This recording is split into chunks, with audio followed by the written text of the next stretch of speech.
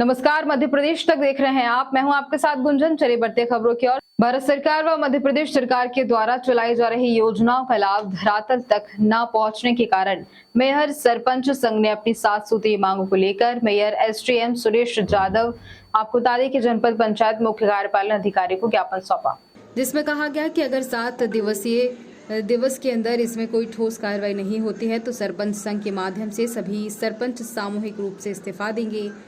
ग्रामीण अंचलों में लगातार चली आ रही समस्याओं को लेकर सरपंच संघ विगत 1 दिवस साल से अपनी समस्याओं को लेकर कहीं न कहीं ज्ञापन देता रहता है, लेकिन इस पंचवर्षीय में 1 साल बीत जाने के बाद भी समस्याएं जस की तस बनी हुई हैं। इन समस्याओं का निराकरण करने के लिए कोई भी अधिकारी कर्मचारी सामने नहीं आता और अगर ये बात कही जाए तो कोई नेता भी सामने नहीं आता। सरपंच संघ की बात अगर कही जाए तो आज उसने अपनी 7 सूत्रीय मांगों में कहा कि लाडली बहना योजना मुख्यमंत्री द्वारा चलाई तो जा रही है, लेकिन 23 साल से ऊपर की महिलाओं को इस योजना का लाभ नहीं मिल रहा, क्योंकि जब पोर्टल में जानकारी भरी जाती है तो उस पर ट्रैक्टर होना मांगा जाता है कि हितग्राही के पास ट्रैक्टर है तो उसका नंबर दर्ज करें।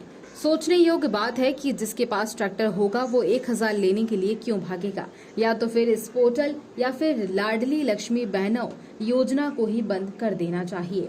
सरपंच संघ का कहना है कि हमें 1984 का पंचायती राज वापस दे दिया जाए, उससे पंचायत में कार्य करने में आसानी हो। गरीबी रेखा के कार्ड बनना पूर्णतः बंद है। गरीब जाए तो जाए कहाँ? गरीबी रेखा का राशन कार्ड नहीं है तो वृद्धा पेंशन भी नहीं मिलती है, क्योंकि वृद्धा पेंशन पाने के लिए गरीबी रेखा का कार्ड अनिवार्य कर दिया गया है। पीएचई द्वारा हैंडपंप सुधारे नहीं जाते।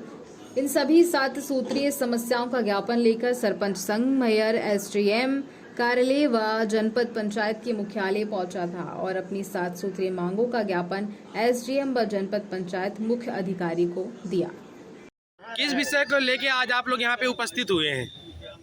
हम सभी समस्त सरपंच पूरे मैहर विधानसभा से लगभग हर बेल्ट से आए हुए हैं और बड़ी समस्याएं हैं। जैसे अभी लाडली बहना योजना का भी फिर से फॉर्म भरने का एक आदेश हुआ है, लेकिन जिनके पास ट्रैक्टर नहीं है उनका फार्म नहीं भरा जा रहा, वो पोर्टल ही रिजेक्ट कर देता है। हैंडपंप कराने का पावर हमसे छीन लिया गया। गांव की जनता तो यही जानती है कि सरपंच बनवाएगा। तमाम बहुत से ऐसे सारे मुद्दे हैं। गरीबी रेखा का राशन कार्ड वहाँ गड्ढ मारे पड़े हुए हैं तहसीलदारों यहाँ, लेकिन एक भी कार्ड बनने को तैयार नहीं है कि वहाँ न कुछ बन पा रहा है। और वृद्धा पेंशन है या गरीबी रेखा पेंशन है, ये सरकार स्पष्ट नहीं कर पा रही। इधर वृद्धा पेंशन कहती है और उधर कहती है कि हम अनिवार्य है, गरीबी रेखा का राशन कार्ड आपको चाहिए तभी आपका वृद्धा पेंशन बनेगा। कैसे काम हो? और हमारे गाँव में कच्ची सड़कें हैं, उन कच्ची सड़कों में गड्ढे हो गए। उसके लिए सुधार के लिए हमारे पास कोई व्यवस्था नहीं है, न कहीं से कोई दिशा निर्देश है कि हम 5वें वित्त से उसको सुधार करवा पाएं। उस गांव की जनता पूरी परेशान है। अगर शासन प्रशासन आपकी मांगों को पूरा नहीं करता है तो उसमें आप लोगों का क्या कदम उठाएंगे? वो तो आज ही हम लोग सामूहिक तौर पर इस्तीफा देने को तैयार थे, लेकिन आश्वासन मिला जनपद से, इसलिए हम लोगों ने नहीं दिया। चलिए, उन्होंने कहा कि 15 दिवस के अंदर हम इस बात को कहीं न कहीं आपकी बातों को अवगत कराएंगे उच्च अधिकारियों से। अगर 15 दिवस के अंदर सुधार नहीं होता तो हम निश्चित तौर पर टेंट लगा करके जनपद और एसडीएम साहब के यहाँ बैठ जाएंगे। एसडीएम कार्यालय में उपस्थित हुए हैं, किस विषय को लेकर आज आप लोगों ने एसडीएम कार्यालय का घेराव किया? आज हम सामूहिक तौर पर पूरे जनपद के सरपंच महोदय सभी ग्राम से आए हुए जितने भी सरपंच हैं, सबने ये तय किया है कि जब हमारे कोई अधिकार ही नहीं रहेंगे तो हम किस तरीके से पंचायत में विकास कार्य कर सकते हैं।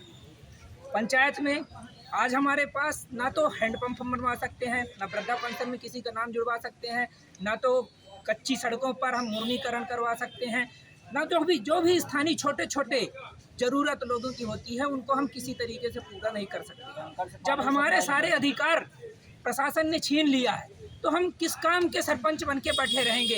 केवल कागजों में और सजरा में दस्तखत करने के लिए हमारी सरपंची बची हुई है वर्तमान स्थिति में। तो हम एक मांग करते हैं कि कम से कम मूलभूत अधिकार ऐसे देने चाहिए जिनसे हम ग्रामीण अंचलों की जो दैनिक सुविधाएं हैं उनको पूरा कर सकें, जो रोजमर्रा की जरूरतें हैं उनको पूरा कर सकें।